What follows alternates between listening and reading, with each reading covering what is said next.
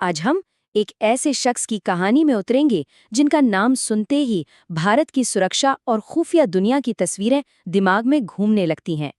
अजीत डोभाल, एक ऐसा नाम जिसके पीछे कई राज, कई किस्से और एक जबरदस्त शख्सियत छिपी है।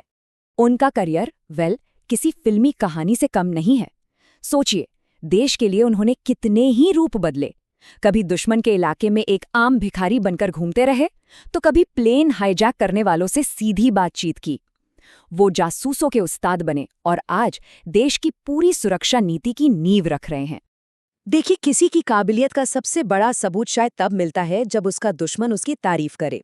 मिजो नेशनल फ्रंट के लीडर लाल डेंगा ने खुद ये बात मानी थी कि डोभाल ने ही उन्हें घुटने टेकने पर मजबूर किया, क्योंकि वो उनके 6 सबसे खास कमांडर तोड़कर ले गए थे। तो चलिए इसी दिलचस्प कहानी की परतों को खोलते हैं। हर बड़ी कहानी की एक शुरुआत होती है ना? डोभाल की कहानी भी एक युवा जोशीले पुलिस अफसर के तौर पर शुरू हुई, और उनकी पहली बड़ी चुनौती ने ही ये साफ कर दिया था कि ये कोई आम अफसर नहीं है, बल्कि एक ऐसे रणनीतिकार हैं जो लीक से हटकर सोचते हैं। सिर्फ 22 साल की उम्र में यूपीएससी क्लियर करके वो इंडियन पुलिस सर्विस यानी आईपीएस अफसर बने। केरल में पोस्टिंग मिली और 1972 में जब थलासेरी में दंगे भड़के तो उन्होंने सिर्फ एक हफ्ते में वो कर दिखाया जो कई सीनियर अफसर करने से हिचकिचा रहे थे। उनका तरीका बिल्कुल अलग था। उन्होंने लाठी गोली चलाने के बजाय दिमाग चलाया, इंटेलिजेंस का इस्तेमाल किया। पहले तो दंगे भड़काने वाले दोनों गुटों के नेताओं को ढूंढा, फिर उनसे सीधे बात की और लोगों का लूटा हुआ सामान वापस दिलवाया। जानते हैं नतीजा क्या हुआ? बिना किसी बड़ी हिंसा के सिर्फ एक हफ्ते में दंगे खत्म। ये डोभाल के काम करने के तरीके की पहली झलक थी, जो आगे चलकर उनकी पहचान बनने वाली थी। केरल की इस कामयाबी के बाद टॉप ऑफिसर्स की नज़र उन पे पड़ी और उन्हें इंटेलिजेंस ब्यूरो यानी आईबी में ले लिया गया। ये देश की सबसे बड़ी इंटरनल इंटेलिजेंस एजेंसी है। अब उनका मैदान बहुत बड़ा हो चुका था और चुनौतियां भी। उन्हें भेजा गया भारत के सबसे अशांत इलाकों में से एक, नॉर्थ ईस्ट। उस वक्त मिजोरम में लाल डेंगा का मिजो नेशनल फ्रंट एक बहुत बड़ी सिरदर्दी बन चुका था, और उसे ताकत मिल रही थी सेना के 7 एक्स कमांडरों से, जो अब बागी हो चुके थे। उनका एक ही मकसद था, मिजोरम को भारत से अलग करना। हालात काबू से बाहर थे। ऐसी मुश्किल हालात में डोभाल ने एक बेहद ऑडिशियस एक दुस्साहसी मिशन पर जाने का फैसला किया। वो सीधे दुश्मन के गढ़ में घुस गए, म्यांमार की खतरनाक पहाड़ियों में बने उग्रवादियों के कैंपों में। धीरे धीरे उन 7 कमांडरों का भरोसा जीता, इतने करीब आ गए कि उनके ड्रिंकिंग पार्टनर बन गए। और फिर उन्होंने एक एक करके उन्हें समझाया कि भारत के साथ आने में ही उनकी भलाई है। नतीजा, 7 में से 6 कमांडर भारत के पाले में आ गए। लाल डेंगा की कमर टूट गई और उसे शांति वार्ता के लिए मजबूर होना पड़ा। इसके बाद आया सिक्किम का मिशन। उस समय सिक्किम पर बाहरी ताकतों का असर बढ़ रहा था। डोभाल को वहां भेजा गया ताकि वो लोकल पार्टियों को सपोर्ट करके राजा को कमजोर कर सके। उन्होंने ये काम इतनी सफाई से किया कि जब जनमत संग्रह यानी रेफरेंडम हुआ तो 97% लोगों ने भारत के साथ आने के लिए वोट किया, और इस तरह सिक्किम भारत का एक अभिन्न अंग बन गया। डोभाल के करियर में ऐसे कई मौके आए जहां एक छोटी सी गलती का मतलब था सीधी मौत। अब हम उनके 2 सबसे खतरनाक और चर्चित मिशनों पर नजर डालते हैं, जहां वो सचमुच मौत के मुंह से वापस आए। साल था 1988। खालिस्तानी उग्रवादी एक बार फिर स्वर्ण मंदिर में घुस चुके थे। सरकार ऑपरेशन ब्लू स्टार जैसी गलती दोहराना नहीं चाहती थी, जिसमें बहुत खून खराबा हुआ था। तो सवाल ये था कि इस बार बिना एक भी गोली चलाए मंदिर को कैसे खाली कराया जाए। इस ऑपरेशन को नाम दिया गया ब्लैक थंडर, और इसकी कमान थी अजीत डोभाल के हाथों में। उन्होंने एक रिक्शावाले का भेस बदला और फिर खुद को एक पाकिस्तानी आईएसआई एजेंट बताकर उग्रवादियों के बीच पहुंच गए। सोचिए जरा, उन्होंने अंदर की सारी जानकारी बाहर भेजी, फिर बाहर से पानी और बिजली की सप्लाई कटवा दी।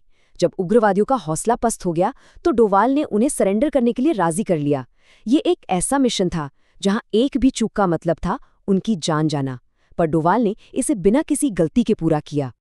अगला बड़ा संकट था 1999 का ICA-814 प्लेन हाईजैक।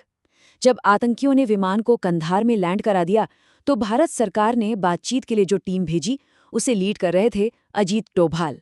वो 1 हफ्ते तक चली तनाव भरी बातचीत उनकी सबसे बड़ी परीक्षाओं में से एक थी। अपहरणकर्ताओं की डिमांड्स बहुत बड़ी थीं। 36 खूंखार आतंकियों की रिहाई और $200 मिलियन। लेकिन डोभाल और उनकी टीम ने अपनी नेगोशिएशन स्किल्स से इस मांग को घटाकर सिर्फ 3 आतंकियों की रिहाई तक ला दिया। हालांकि यात्रियों की जान बचाने के लिए ये समझौता करना पड़ा, लेकिन डोभाल ने नुकसान को काफी हद तक कम कर दिया था। अपने करियर के पीक पर होने के बावजूद राजनीतिक बदलावों की वजह से डोभाल को समय से पहले रिटायर होना पड़ा। लेकिन ये उनके सफर का अंत नहीं था, बल्कि एक नए और शायद ज्यादा पावरफुल अध्याय की शुरुआत थी। रिटायरमेंट के बाद भी डोभाल शांत नहीं बैठे। 2005 में जब उन्हें खबर मिली कि दाऊद इब्राहिम अपनी बेटी की शादी के लिए दुबई आ रहा है, तो उन्होंने उसे खत्म करने का एक सीक्रेट प्लान बनाया। इस काम के लिए उन्होंने छोटा राजन के 2 शार्प शूटरों को भी तैयार कर लिया था। लेकिन ये ऑपरेशन आखिरी मौके पर फेल हो गया, क्योंकि मुंबई पुलिस ने उन शूटरों को गिरफ्तार कर लिया। कहा जाता है कि इस बात से डोभाल इतने नाराज हुए कि उन्होंने एक सीनियर पुलिस अधिकारी से कहा, मैं तुम्हें सबक सिखाऊंगा। ये दिखाता है कि उनका कमिटमेंट किस लेवल का था।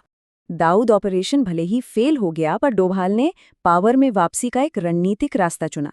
उन्होंने विवेकानंद इंटरनेशनल फाउंडेशन यानी VIF नाम का एक थिंक टैंक शुरू किया।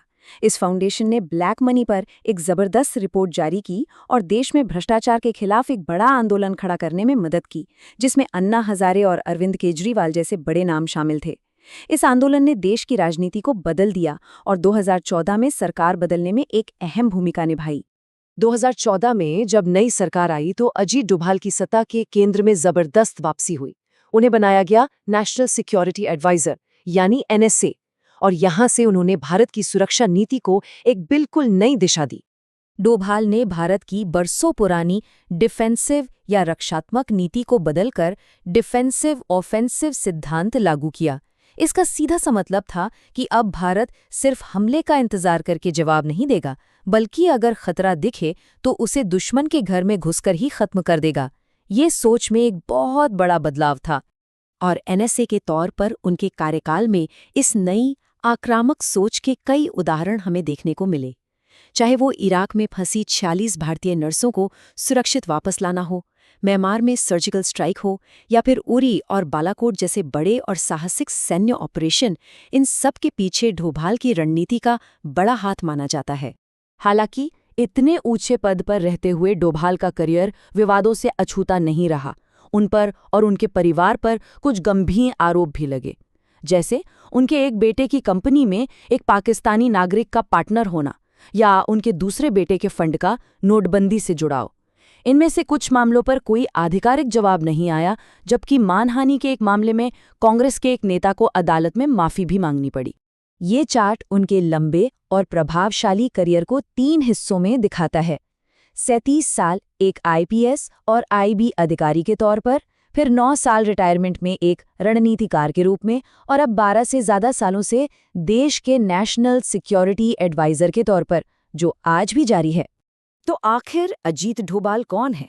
एक मास्टर रणनीतिकार जिन्होंने देश को कई बड़े संकटों से बचाया, या फिर एक विवादास्पद शख्सियत जिनके तरीकों पर हमेशा सवाल उठते रहे? सच शायद इन दोनों के बीच में ही कहीं है, लेकिन एक बात तो तय है, उनका बनाया डोभाल सिद्धांत आज 1.4 अरब लोगों के इस देश की तकदीर को आकार दे रहा है। उनकी कहानी का आखिरी अध्याय क्या होगा, ये तो खैर वक्त ही बताएगा।